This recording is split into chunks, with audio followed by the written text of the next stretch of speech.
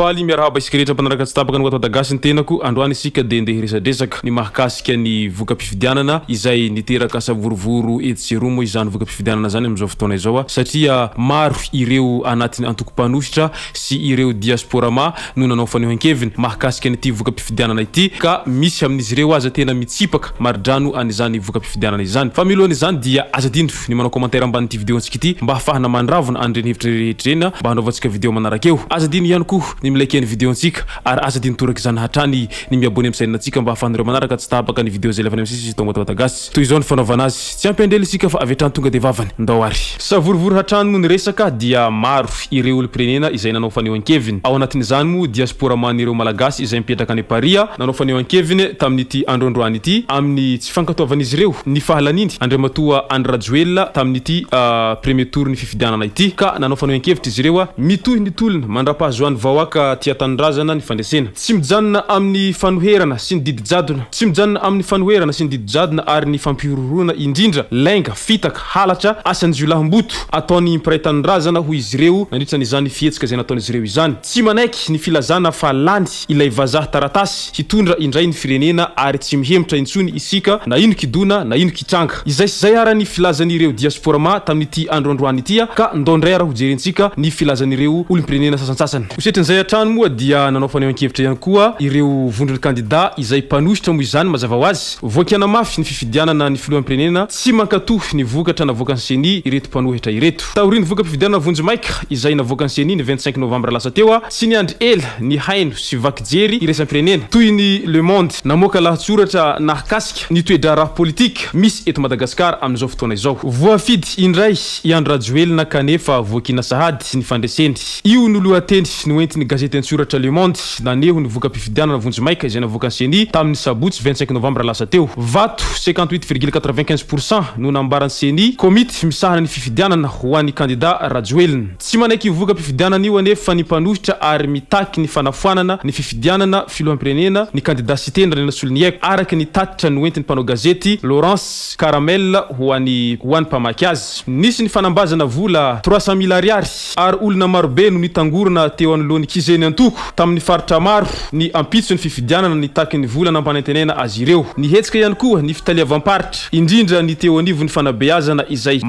izay maronisa amin'ny mpiasa-panjakana mba hampandany ny kandida Rajoelina araky ny tatitra nataony Le Monde ihany izay sy zay moa no mahakasika ity tatitra izay nataony gazety Le Monde ity tamin'ny sabotsy 25 novambra lasa teo mbola ao anatin'ny fanambarana hatrany moa dia miantso amin'ny fifampidinihana ny OIF satria nilaza moa izy ireo fa tsy tomombana ny fikarakarana ny zotra-pifidianana teto Madagasikara araky izany ara dia mitazona ny heviny hatrany ampiandohana ny OIF ary manamafy ny fanambarana ny arahany tamin'ny vondrona iraisam-pirenena mahakasika ny zotra-pifidianana nisy teto Madagasikara taoriany voka-pifidianana vonjy maika izay navoaka ny seniny sabotsy 25 novambra lasa teo nanambara ireo iraka manokana ny OIF misahana ny fifidianana ny filohampirenena eto Madagasikara izay tarihiny ramatoa Micheline Kalmirey fa betsaka ny lesoka tamin'ny fifidianana filohampirenena izay notontosaina ny taona 2023 teto Madagasikara ity tsy karitra indrindra izany goragora sy tsy fahamatorana izany ny alohan'ny fifidianana ny andro 16 novambra hoy izy ireo hatrany notsindriny izy ireo moa ny tsy fisiany fampiresahana sy fifampidinihana teo amin'ny gouvernemento sy ny vondrony kandida izay nanao ny fitakiny tsy voahaja hoy ny OIF ny zofotra sy ny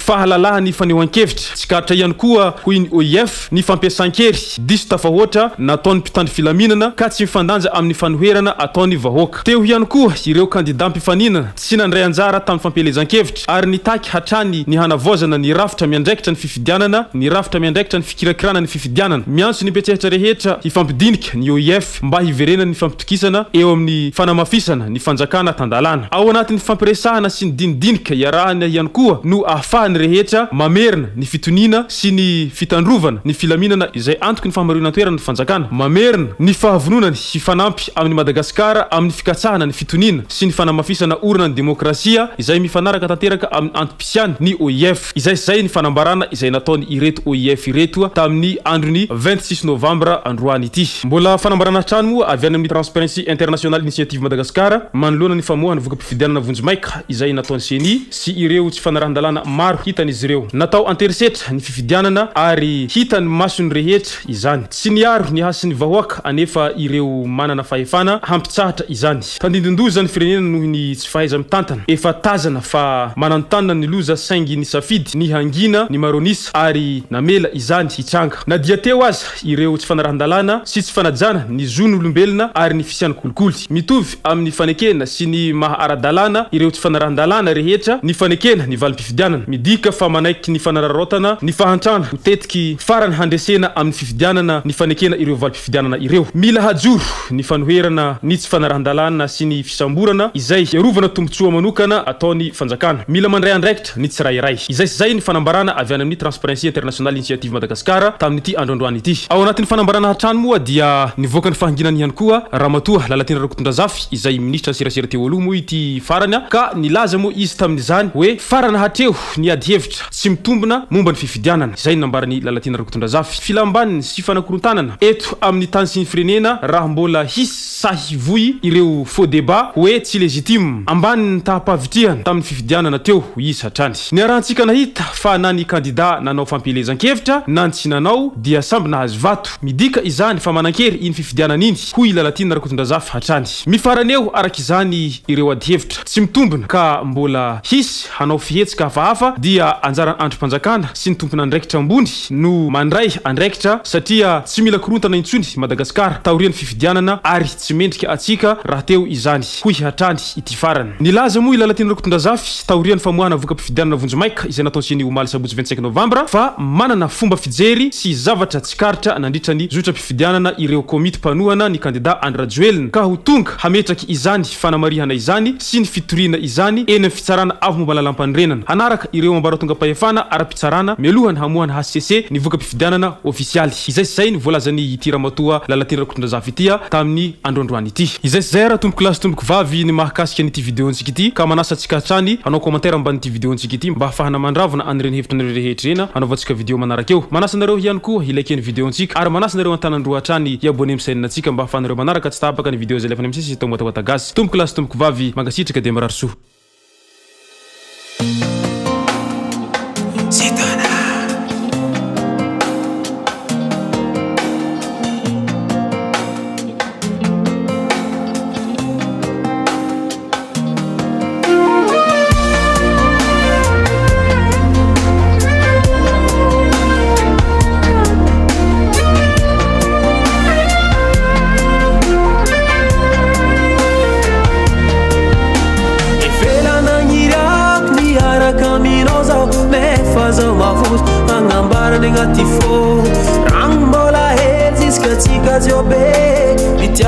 Simio, umeka me mito,